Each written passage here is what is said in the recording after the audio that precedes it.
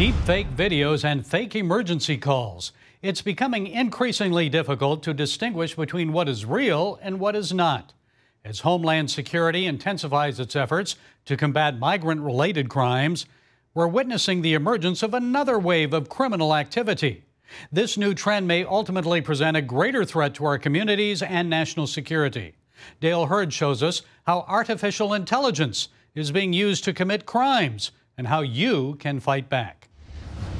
More and more people are getting scammed online. Recently, my grandpa just got scammed out of his whole life savings. Just last week, I spoke to somebody who really got scammed. My wife got victimized in an internet fraud. AI-enabled crimes are up 456% since last year. Email phishing attacks, identity theft, ransomware attacks, financial scams, and deepfake child pornography are all becoming more sophisticated and prevalent.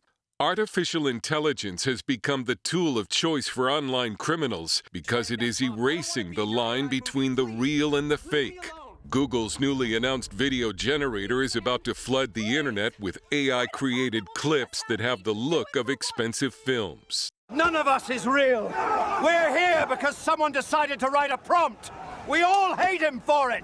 AI can take this. Artificial intelligence will supercharge online criminal activity and turn it into this deep fake of me saying whatever someone programs my image to say, and it doesn't have to be true. I've never seen anything move faster in my lifetime than AI. Not the internet, not crypto, not anything else.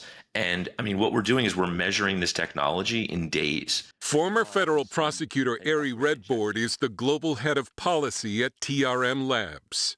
AI has removed the human bottleneck from scams, from cybercrime, and from other types of, illicit activity. America's adversaries are said to be using AI to influence U.S. politics and to steal. We've seen North Korea. They just stole $1.5 billion in one day to use for weapons proliferation and other destabilizing activity. Every major American adversary is experimenting with AI. Leah Siskin is an AI expert at the Foundation for Defensive Democracies. At the start, the outbreak of the war between Ukraine and Russia was Russia creating deepfakes of Ukrainian President Zelensky surrendering. It's not very hard to tell that this is a deep fake because at times the voice and facial movements seem unnatural. However, online criminals are already working to fix these kinds of imperfections, says cybersecurity expert Neil O'Farrell.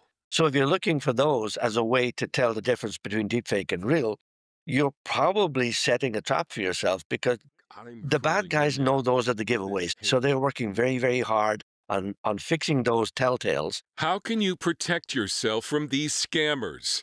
O'Farrell says if you receive a call from a friend or family member claiming to be in trouble and requesting money or personal information, you need to ask questions. Where are you? What jurisdiction are you in? Could I speak to an arresting officer? Could you hold the phone up, turn on the video, and let me see? I want you, like proof of life. Show me that it is you, and you are where you say you are. Or choose a unique family code word that's not been sent through the internet and ask a friend or family member to say it. Dad, I got into some trouble and I need some money. I need you to go buy a $100 Visa gift card and read me the numbers on the back. Sure. What's the password? Armani? I'm not continuing this conversation until you give me the code word. What worries experts is how artificial intelligence learns, and that AI crime is headed toward what's called its mature phase. Dale Hurd joins us with more. Okay, Dale, what's the AI crime mature phase? Are we already in it? Well, we're on our way. The mature phase would be when AI crime dominates online crime, as a category. And also when we've essentially, the bad guys have created an autonomous AI criminal that needs very little supervision. It just goes out and starts stealing stuff.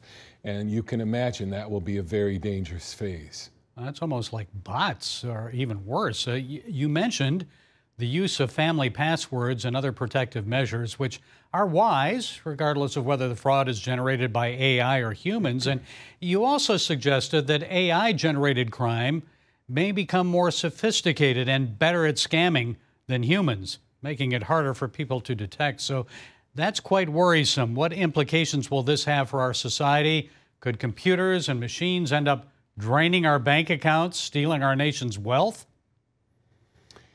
Yeah, I mean, I asked the experts, is this going to make the internet useless? Is the internet going to be so full of what they call slop, which are deep fakes, voice clones, scams, that it's like this carnival of ridiculous stuff, and it's useless as a source of information because you can't tell what is real.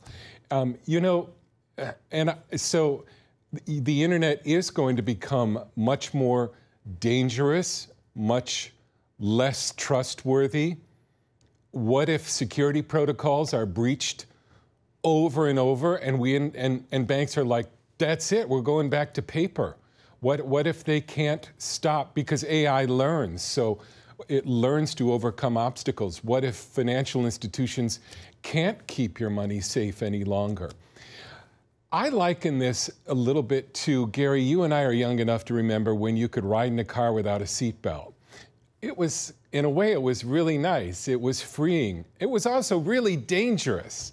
And the internet is going to become more and more dangerous. We're going to need more seatbelts, and it's going to be less fun. And we're going to have to decide just how much security we're going to put up with to make it safe again. Okay, Dale Hurd, another excellent enterprising report, Dale. Thanks for sharing those additional insights. Thank you.